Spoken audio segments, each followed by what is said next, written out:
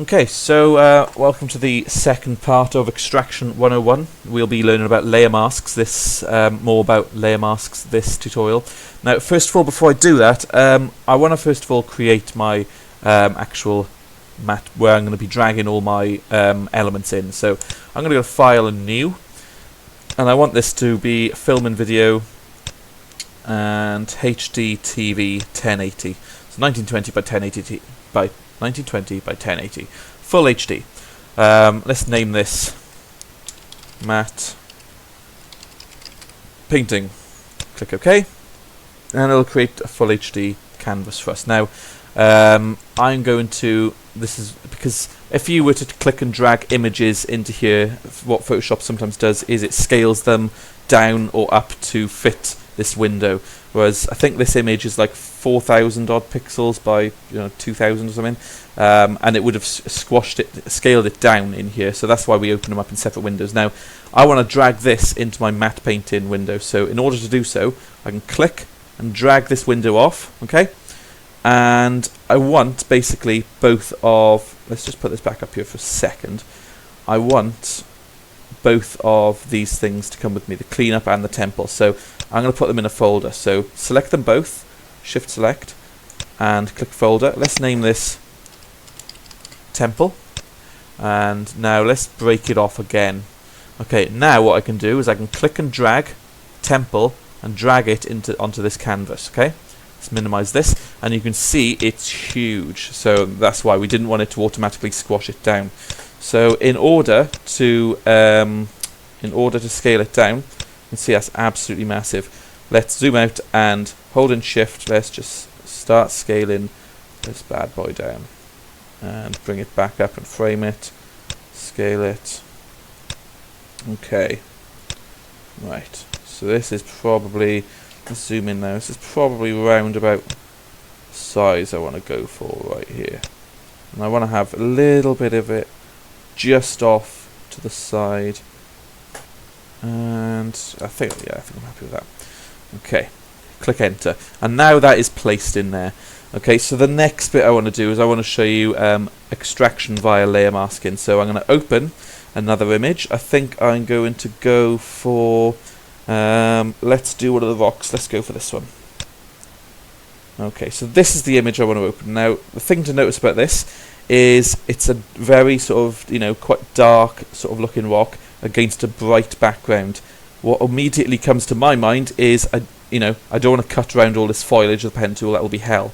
So that's one reason I'd choose layer mask. And also, when you've got such a difference in contrast, that is when it's a good time to use a layer mask as well. So let's first of all drag this down to the new layer icon because I want to have a copy. Let's turn the background off. Now let's instead of the paths tab, let's come into the channels. Okay. Now we all know images are made up of red, green and blue channels, and these are each represented by black and white. Okay, so obviously white represents where there's more. So I click the blue channel, so that means there's more blue where it's white, less where it's black. Okay, so let's have a quick click through these, and you can see I think blue offers us the most contrast in between the foreground and the background. Now what we want to do, we know alpha channels are white and black. We want to use this blue channel and make it into an alpha channel. Okay, so first of all we look for where there's the most difference, which is the blue channel. Quite often it is a blue channel as well, especially if it's the stuff against sky. So what I'm going to do, it's important that you make sure that you click the blue layer or whichever one you select and drag it down to this new icon down here, and you've got blue copy. I don't want you modifying the actual blue channel because it'll just go bad. So we got a blue copy. Okay, let's call this alpha masking BC, so blue channel. Okay, now what we can do now from here is go to image, adjustments and levels. Okay, this is your black and white levels. Okay, so again, if we were to turn this into an alpha channel right now, we've got loads of greys in here. This would be like transparent. So we want to get a clear black and white difference for this rock. So I'm going to start pulling these, make the sky a little bit whiter, especially around this area down here. If there's a little bit of grey there, that's fine. Doesn't really matter. We can just quickly paint that out. And I'm going to start crushing these dark tones as well, and you can see that we're basically making our own alpha channel. Now if I were to start crushing these mid-tones, you can see that these areas around here, they get very crunchy, and we don't want that, so I'm keeping quite soft. Okay, something like this is probably what we're after. Right, so I'm going to click OK. So what we've got is we've jumped from this is the normal blue channel, we jumped from this to this. Okay, now making sure that my background, just to rename this to rock, again click alpha masking. Now again, like we did with the path, we selected it and went to this marching ants, this sort of dashed circle, and what this will do, if we click this, it'll load our current sort of channel as a mask. Okay, so we can come back up to our rock and click this little layer mask thing icon, and you can see, okay, that's cool, but it's kind of done it a bit backwards. We wanted to keep the rock, not get rid of it. That's absolutely fine. All you need to do is click your layer mask and hit Control or Command and I, and it'll invert it, and you've got your nice little rock by here. Now there's still a little bit of an issue. I want to get rid of this rock, I want to get rid of the sea, and I want to get rid of bits by there. Now a nice way to see where there is still sort of little grey bits in the background is make a new layer. I like to do this, and let's fill this with something like a pink, bright pink, sort of magenta-y colour. Click OK, get the paint bucket tool, make sure it's this layer, and it puts this in the background, so it highlights any of these areas that we need to clean up. Okay, so we're going to come back into the rock layer, make sure you click the layer mask, because we want to modify the layer mask, and basically paint black onto the areas that we don't want. Okay, sorry, my TV just came on. There you go. Sorry about that. So I want to get my brush and start painting black here, but on my layer mask, because if you start painting it not on your layer mask, let's make our brush bigger.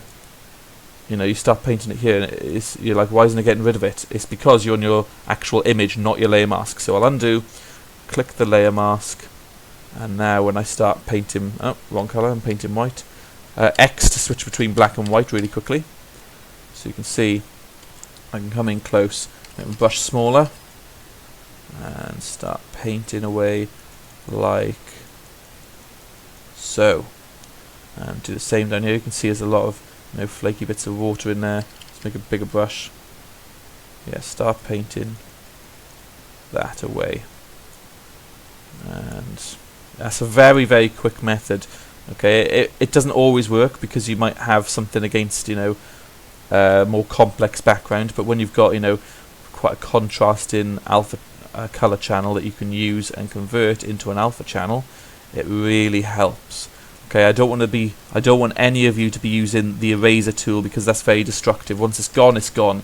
If I go a little bit too far, that's fine. I can switch my colors around and start by hitting X and start painting this back in. Okay, so last bit down here is just come across something like that.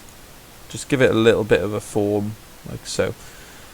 Not really going to be seeing this bit anyway, but just give it, a little bit of a rough kind of edge. Okay, now we can get rid of this sort of pink background that we used, and actually, no, we can't. Let's undo that a sec. You can see, let's come in close. You can see there's bits of pink showing through there when I turn this on and off, and that's because our alpha mask still had bits of white in there. Okay, so we are missing that that area. So I'm glad I saw that. All you need to do, simply paint white onto those areas, but again, make sure you're not on the image like I was. Undo, make sure you're on the rock.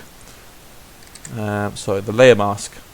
And yeah, so change colour, paint white in. So see, let's move into, see those pink bits, you retrieve them. So do that throughout the image. You can see it needs it quite a bit up here. And you can make your brush smaller to target those smaller areas, like along the edge of this rock. Okay, and then you just paint that detail back in, because no one realistically wants a sort of pink looking rock, do they? So let's make this bigger. start painting in, and it paints all this detail back in and makes sure it hasn't got any issues. You can see that very well illustrated. Okay, now I'm going to leave mine there. I would spend more time making sure that all the pink areas are gone, but I think I'm just about hitting it on the head there. Let's turn this pink layer on and off. There's still a few bits up the top by here. Let's turn it on and off. Still a little bit by there. And down here. On and off. Okay, I think we're good. So what I'm going to do with this is simply drag down, and I want to drag just this rock into here. And same as before, I want to scale down just a little bit. I wouldn't scale down too much because I don't know exactly. Click enter there. I don't know exactly how big I want that, but you can now use this process for the other rocks and cliffs images that you can source from the internet or that you've got. I'm probably next going to use this one by here. I'm going to use this one, and for the mountains in the background I'm going to use, where is it, this one by here, and just get this little sort of mountain thing by here. And the only other thing I will end up masking via layers, I think, is the branches, which is, you know, already quite nice, quite an easy one. And what else do I think that was it. Is there a hedge? Yeah, the hedge. Yeah, I'll be using a bit of this hedge, and that's, again, all through the same process. So use that process, click and drag them in, and then you're halfway there. The only bits left then are sort of organising them, colour correcting them to fit, and then some final touches. So cheers for joining me, and I'll see you in the next one.